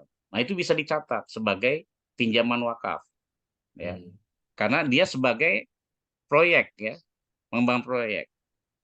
Gajinya dari mana? Dia include dari jumlah masjid. Jadi masjid yang didirikan ini misalnya rumah Quran atau pesantren itu yang dibangun di situ ada biaya-biaya proyek itu dia melekat menjadi satu kesatuan nilai daripada masjid itu atau nilai dari bangunan pesantren itu. Ya, baik, baik. Jadi kalau yang terlibat langsung dengan proyeknya itu masuk ya. Tapi untuk nazir, misalkan berarti panitia pembangunan masjidnya nggak boleh ya? Untuk misalkan tetap ada yang dapat honor kan? Nggak mungkin panitianya nggak dapat honor kan? Nah itu berarti di luar yang wakaf ya. Mungkin masuk yang 10% tadi begitu. Kalau panitia misalnya mandor, dia sebagai mandor, boleh aja dimasukkan sebagai proyek wakafnya. Yang tidak boleh itu kalau nazirnya, gitu. Ya, Nazirnya nazirnya. siapa? Nazirnya ini kan pengurus masjid nih umpamanya, atau Hmm. yayasan. Maka dia Hmm. nggak boleh ya biayanya dikeluarkan dari wakaf. Maka sumbernya harus dari sumber daya lain selain wakaf. Baik. Ada pertanyaan dari Bu Jana. Kalau pencatatan pembelian aset wakaf dari dana wakaf melalui uang, bagaimana, Ustaz? Misal di tanggal 5 Januari terima dana wakaf melalui uang 100 juta, lalu dibelikan tanah wakaf dari dana tersebut. Iya, ini kan sama seperti ini. Ya, ini kan penerimaan wakaf melalui uang nih. Misalnya kegunaannya untuk apa? Bujana untuk kegunaannya untuk pembebasan lahan, gitu kan? Maka dia akan masuk ke sini. Misalnya 100 juta gitu ya. Ya, misal 100 juta ya, kita eh, ganti nih 2 juta, Mm-mm. gitu ya, Mm. 100 juta. Ini kita jurnalnya, kita lihat diterima 100 juta untuk pembebasan lahan, 100 juta. Mm-mm. Sekarang apakah 100 juta ini bisa kita bayarkan untuk membeli lahan, sudah bisa atau belum gitu. Kalau Mm-mm. belum masih dikumpulkan. Ketika sudah bisa digunakan, maka langsung lahan pada kas gitu, ya. Lahannya nanti masuk ke dalam aktiva tetap, ya. Ini ada di pengelolaan ya. Nanti pembelian itu ada di pengelolaan di Excel satunya lagi. Mm. Jadi lahannya kita dapat, kas kita berkurang karena dipakai buat beli itu, ya. Sementara aset netonya bagaimana? Aset netonya sih tetap dia nggak berubah, ya. Kalau kalau mau dirubah paling rincian aset netonya itu, ya, dari uang kepada Tanah. tidak bergerak gitu, barang tidak bergerak. Tapi nilai aset netonya nggak berubah sama segitu-segitu juga, ya. Begitu juga nilai aset wakaf di atas di pasif aktiva itu dia nggak berubah. Yang berubah itu cuman akunnya saja. Setara kasnya berkurang, tapi aset aktivanya bertambah gitu.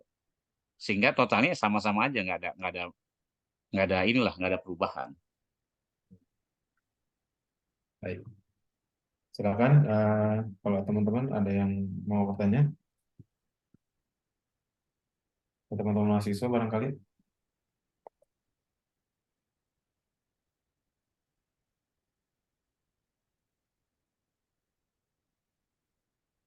Sambil saya tanya, Prof, kalau nggak salah Prof Mahfud ya dari UGM, beliau kan juga akuntan ya kalau nggak salah ya. Ya, beliau ketua DSAS.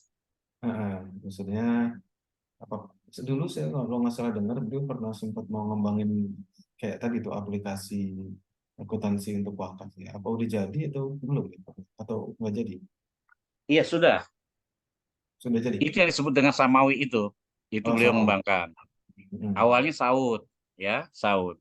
Nah, Saud ini saya melihat banyak kekurangan, kemudian direvisi oleh beliau menjadi Samawi.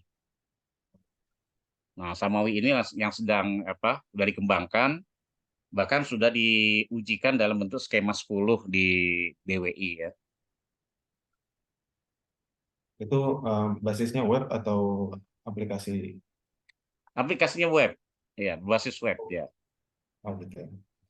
Ya, ya. Hanya memang kalau saya lihat ini untuk Samawi ini kalau usernya ini nggak mengerti akuntansi memang agak agak berat gitu untuk Oh, menjalankannya. Ya, iya, iya. makanya perlu ada terobosan teman-teman yang memang menguasai bahasa program ya, bagaimana membuat laporan itu semudah jentikan jari gitu kan. Ya, Iya. artinya Nazir dengan background apapun dia bisa menyajikan laporan sesuai dengan standar keuangannya. Iya. Atau mungkin diperbaiki aja ya yang sudah ada, begitu, Prof. Prof. Di apa istilahnya direvisi terus gitu yang sudah ada. Iya, kayaknya Prof. Mahfud juga sedang ini melakukan revisi gitu ya. Bahkan bukan cuma wakaf saja, nanti zakat juga ya. Kalian zakat ya. Apalagi sekarang ini kita sudah membuat platform namanya Satu Wakaf ya. Satu Wakaf ini didanai oleh eh, Bank Indonesia ya, kerjasama dengan Badan Wakaf Indonesia. Tadinya dengan Kemenak, tapi Kemenak minta dipisah supaya zakat itu tidak dimasukkan. Akhirnya jadi namanya Satu Wakaf. Oke. Iya. Eh, Silakan teman-teman apabila ada pertanyaan. Punten, Silakan Ibu. oke. Kalau ini mau tanya terkait dengan misalkan ada ditemukan gitu ada nazir yang tidak mampu mengelola dana wakaf atau tidak punya kemampuan untuk akuntansi ini ya, keuangan wakaf. Apakah eh, ada sanksi gitu Ustaz, atau gimana? Atau mungkin dia berhentikan atau ya ada ya, tahap-tahapan step-stepnya misalkan nanti berikan peringatan dulu atau masih kemudian dilatih dan lain sebagainya. Seperti apa itu Ustaz?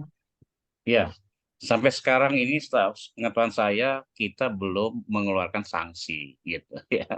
Jadi bahkan najir yang belum terdaftar itu di BWI jauh lebih banyak daripada najir yang terdaftar ya.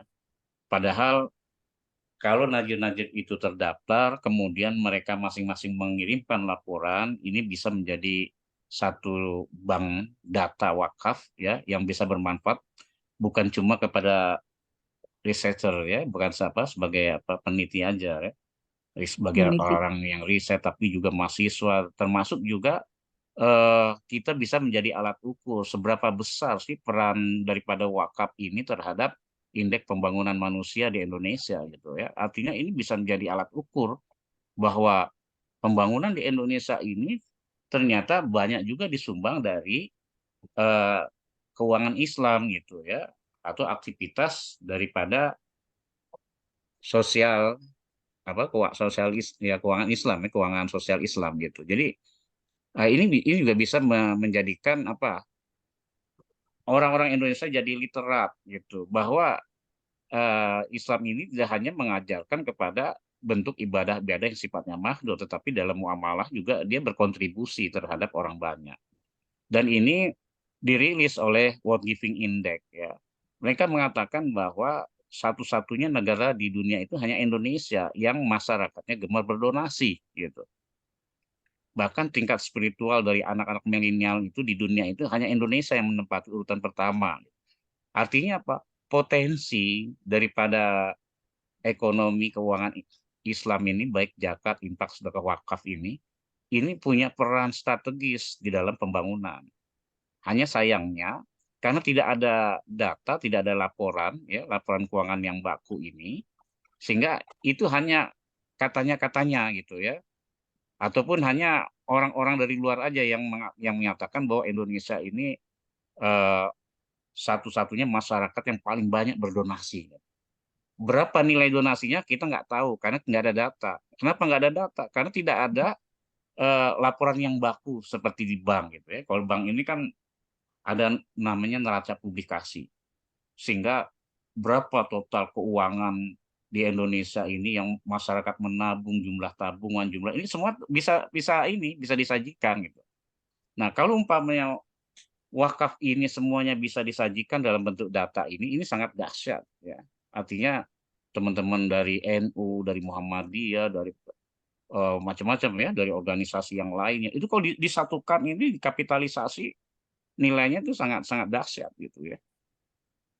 Nah, ini yang kekurangan kita ini adalah dalam hal literasi di dalam laporan keuangannya. Apakah karena memang nggak bisa, nggak mau, atau takut ketahuan gitu ya? Saya ngelola wakaf berapa gitu ya. Nah, Ya, ya, ya. Ya, ini menarik ini. Eh, Kebetulan kami juga lagi riset eh, kenapa masyarakat Indonesia itu gemar berzakat tidak melalui lembaga. Masih banyak kan gitu ya. Nah, hmm, itu juga salah satu sebab ya. Rupanya faktor utamanya itu berkaitan dengan aspek mustahiknya, di mana mereka masih belum sepenuhnya yakin gitu zakat itu bisa tepat sasaran gitu sampai kepada mustahik yang memang benar-benar prioritas gitu. iya Nah, betul betul. kalau saya melihat penelitian di Basnas itu eh, memang zakat yang terkumpul termasuk infak sedekah itu kalau nggak salah tahun kemarin sekitar 24 triliun ya. Sudah naik. Tapi dana zakat yang disalurkan secara langsung itu diprediksi sampai 60 triliun. Jadi tiga kali lipat ya. Ya, kali lipat dari ini. Baik, ini luar biasa materi dari Pak Ustadz Dr. Bukhari.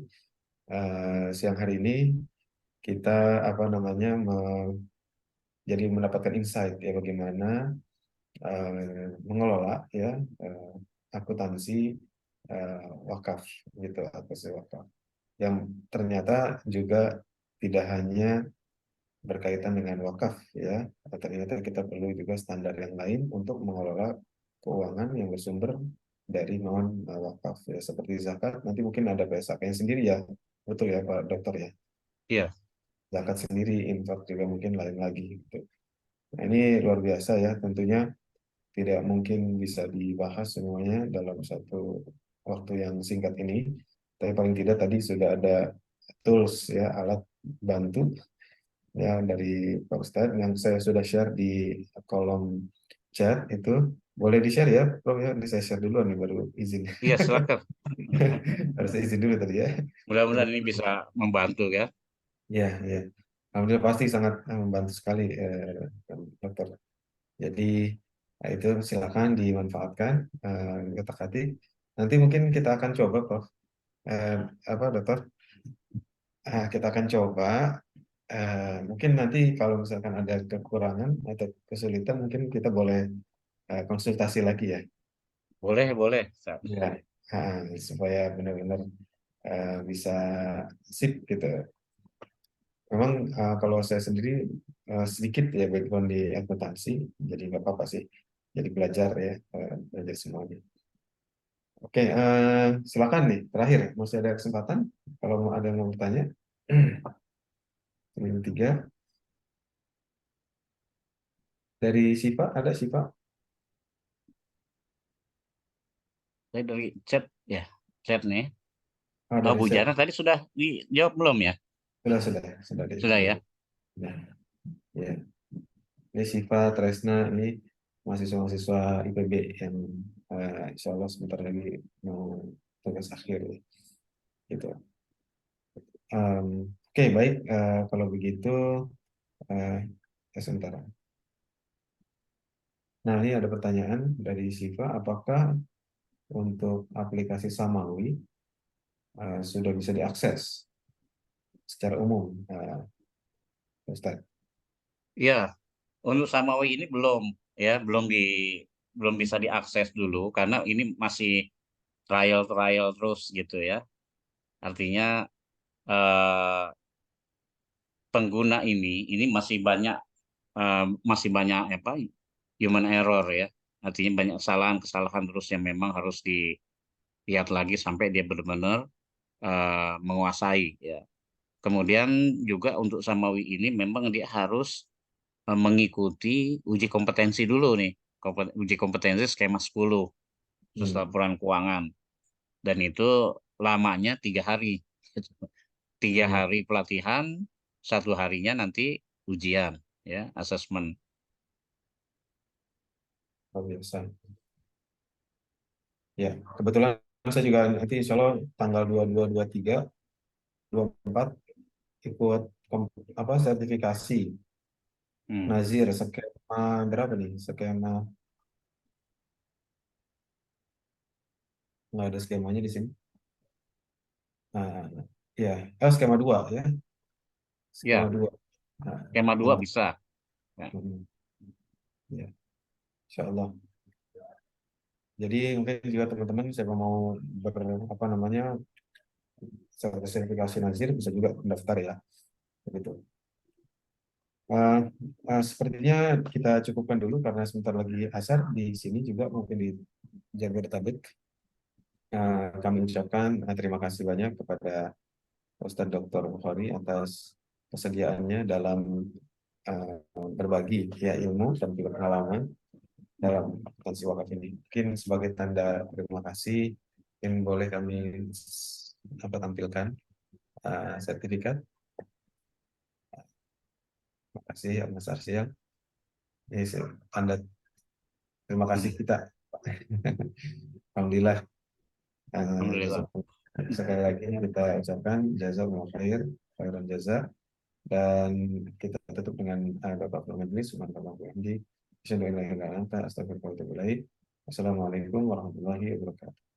Waalaikumsalam warahmatullahi wabarakatuh. Ya.